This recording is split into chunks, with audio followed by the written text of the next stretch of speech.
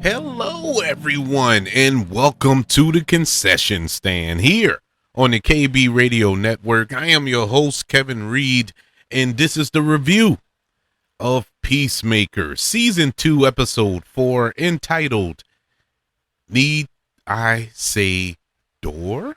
This show is part of the DCU, brought to us by James Gunn's DC Studios and HBO Max, starring John Cena as the title character. And this episode picks up directly after episode 3, where we last left Chris returning to his own dimension after spending a day in this parallel dimension where his version, or the version of himself, lives the life that he always wanted. A loving dad. His brother is still alive and had a past relationship with Harcourt. So this is everything that he dreamt of. He is celebrated as a hero.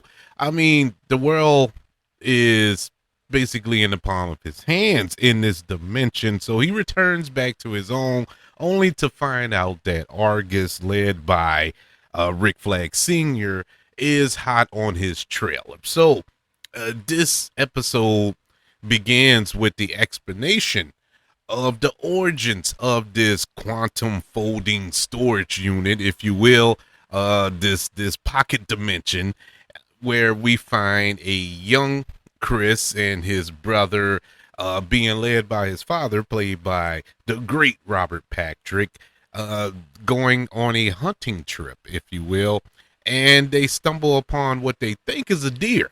And his father, what's his name on the show? Argy. He shoots this thing, thinking it's a deer, but you hear the whimpering which was very disturbing. I don't know. It really, the way that thing was suffering really disturbed me going into this episode. And they walk up on it and see that it's a alien or a interdimensional creature, if you will, and he is holding, or it is holding, this thing, this little pseudo briefcase, if you will, and Argy finishes him off. But while he's shooting the thing in his head, basically blowing his head off, young Chris, screams out, "No, Dad, don't do it." And he still shoots the thing and kills it. And Argy, being himself, backhand young Chris, telling him basically, I don't take orders from you. Who are you?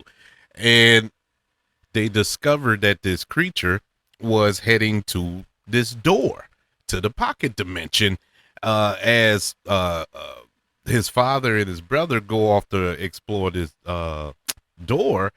Chris picks up the little briefcase doohickey. And so that's where we leave off at. That's the cold open to this episode, setting up the origin for this pocket dimension, which was really good to see, because it was always stated, going back to the first episode, Chris said that his father invented the thing, leading to the assumption that his father is somewhat of a genius, even though you never get to see that side of Argy throughout that episode, or season, I should say, where he's this white supremacist and just all around evil person, which doesn't mean that he's not a genius, but nothing about his character screamed genius, at least to the level to create this pocket dimension. So this explains away, or retcons that to a degree. So after our opening title sequence, dance sequence that we get every episode, we pick up, Chris is laying in his bed. He noticed bullet holes in his ceiling. The house is a mess, and he goes looking for Eagly. And he discovers that the house has been ramshacked, just completely lost to what took place in his house, where Eagly took out those Argus agents, including Tim Mellows, the night before, I believe. And Eagly is in the refrigerator trying to eat bologna and whatnot. All the while, you have Argus returning on their way to the house to raid the house and get into this closet where he has the pocket dimension. And who's in the van? You have what's her name? Bardot, I believe her name, who has ties to Batman, but I don't think they're gonna go that route with it. But she's in there. You have Tim Meadows' character in there, who I'm still trying to warm up to.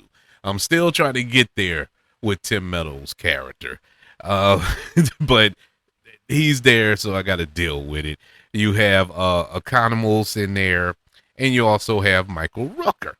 And Michael Rucker, who is a awesome actor. I'm a huge fan of Michael Rucker. Everything he's been a part of, except this. Unless it gets better in future episodes, this episode did not do it for me when it comes to Michael Rucker. I just do not like that character at all. Nothing about that character excites me. And it's sad. It's sad because it could be a good character, but it just doesn't fit to me.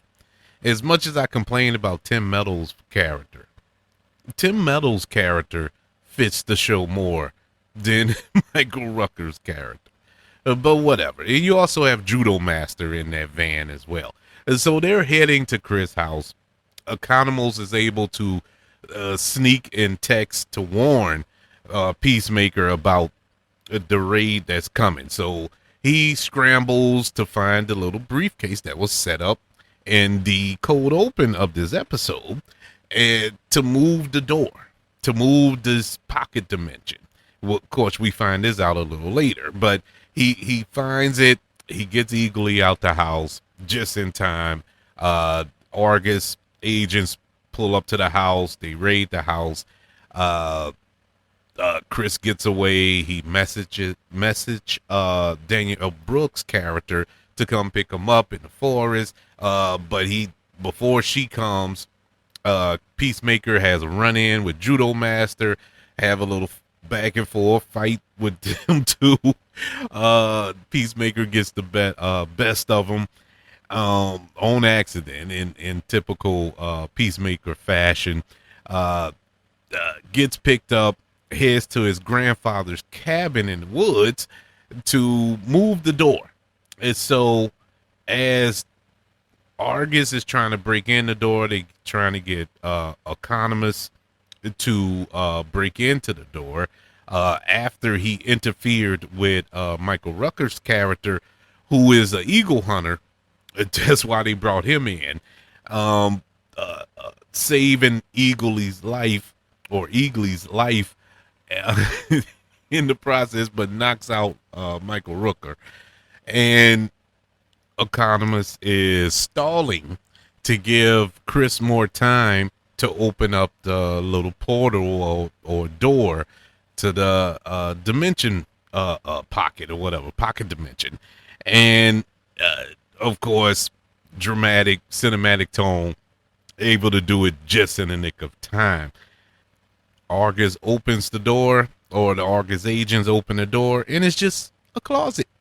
And so Bardot radios back or calls Rick Flag Jr. to inform her.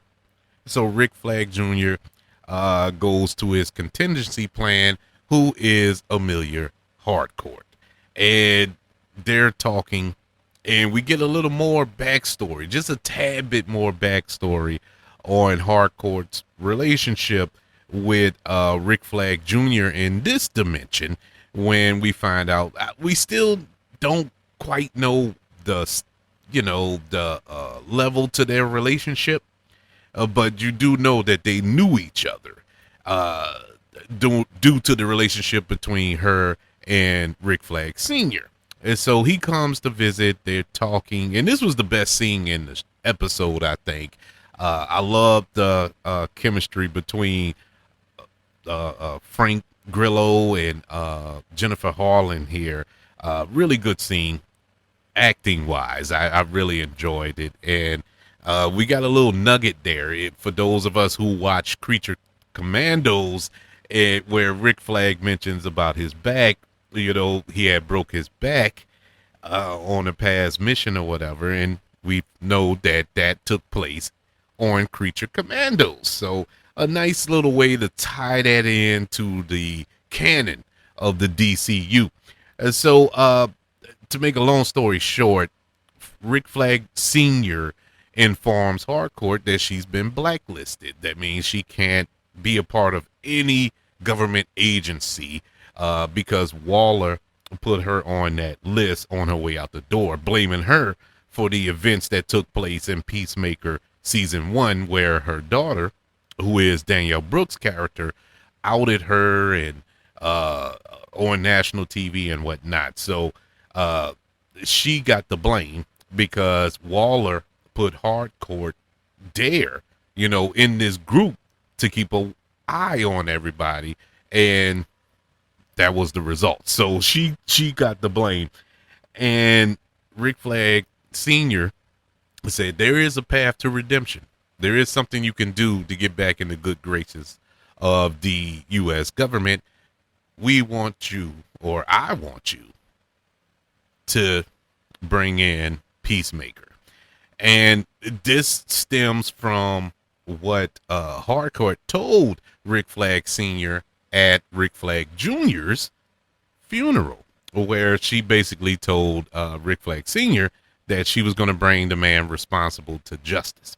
And now, boom, we fast forward, and they're friends. Not only friends, but there's a possible relationship that is pending there. So there's a lot of tentacles here that's in the works. So desperate to have meaning or purpose in her life, she agrees. She agrees to meet up with Chris to bring him in, and so she can get her life back, get her job back. Meanwhile, Chris had texted her to meet up, and they agreed to meet. And the episode ends with Chris on his way to meet Harcourt, where Argus agents have basically set up a trap for him to catch, and that's how the episode went off.